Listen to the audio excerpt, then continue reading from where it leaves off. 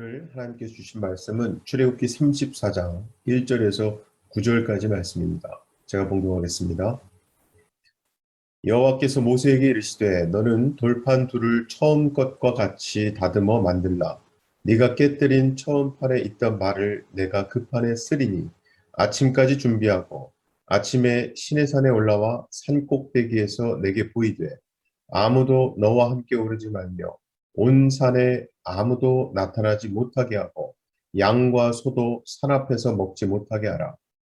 모세가 돌판 둘을 처음 것과 같이 깎아 만들고 아침에 일찍이 일어나 그 두 돌판을 손에 들고 여호와의 명령대로 시내산에 올라가니 여호와께서 구름 가운데에 강림하사 그와 함께 거기 서서 여호와의 이름을 선포하실세 여호와께서 그의 앞으로 지나시며 선포하시되 여호와라 여호와라 자비롭고 은혜롭고 노하기를 더디하고 인자와 진실이 많은 하나님이라.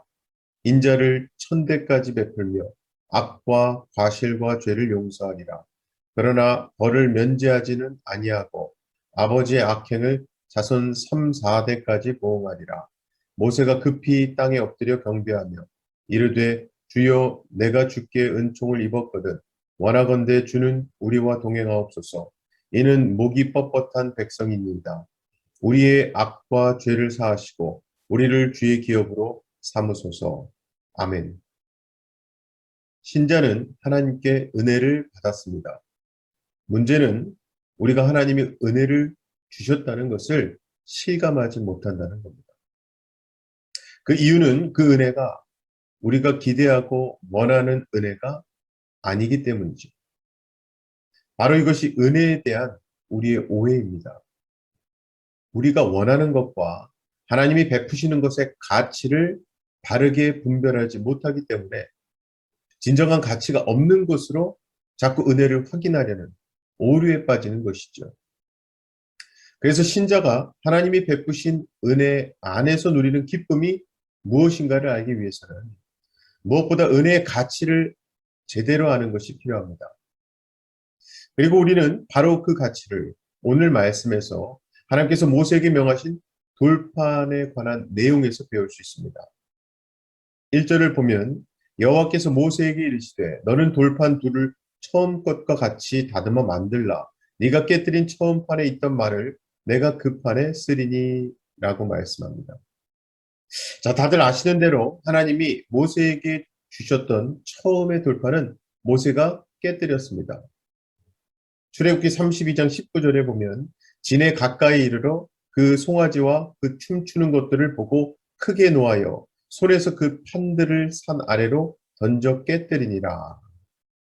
이 말씀대로 이스라엘 백성들이 산으로 간 모세가 오지 않는다는 이유로 금송아지를 만들어서 그 앞에서 춤추는 것을 모세가 돌아와서 보고 노에서 돌판을 던져 깨뜨렸죠.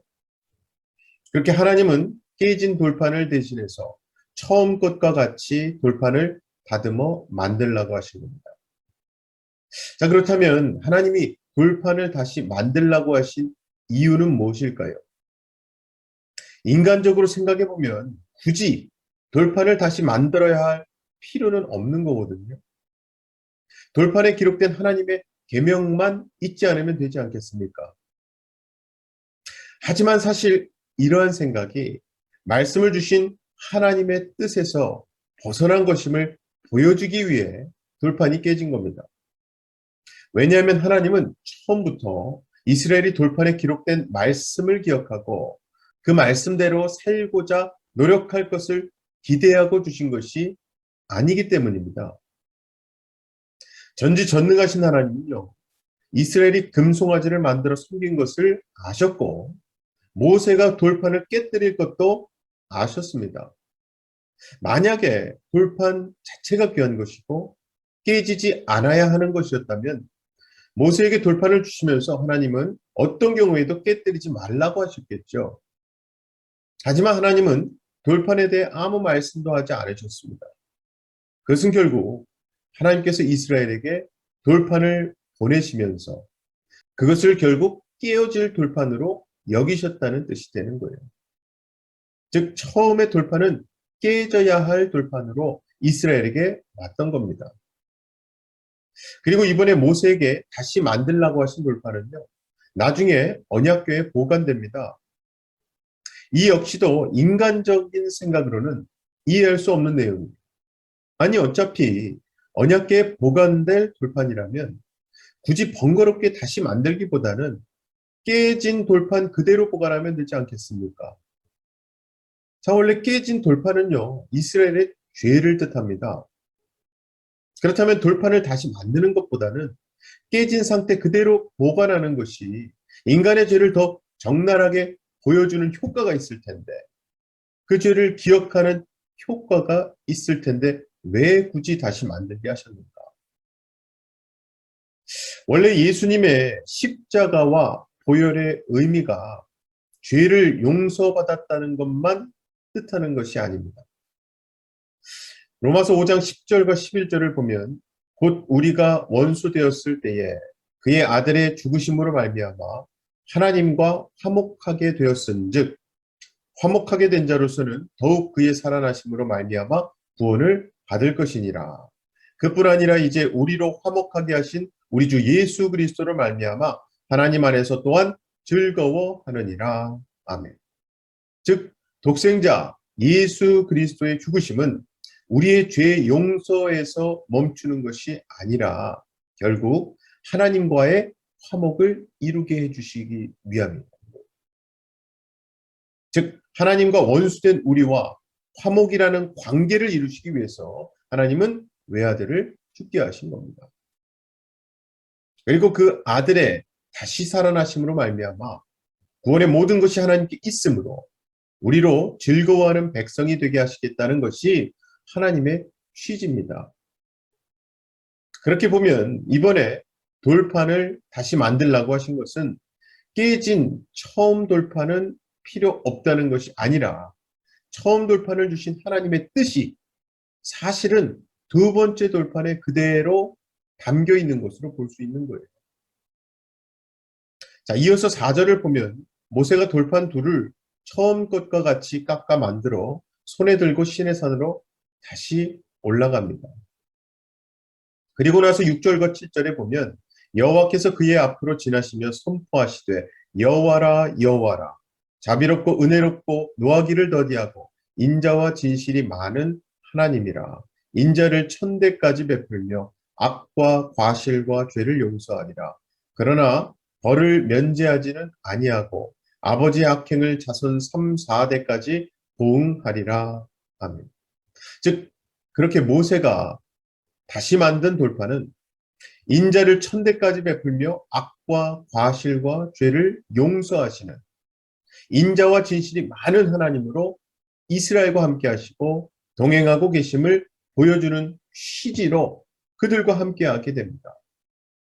따라서 이스라엘은 이번에 다시 만든 돌판을 통해서 인자와 진실이 많으신 하나님이 바로 자신들이 그렇게 살아갈 수 있는, 자신들이 수미부터 지금 살아있을 수 있는 존재의 근거임을 깨달아야죠.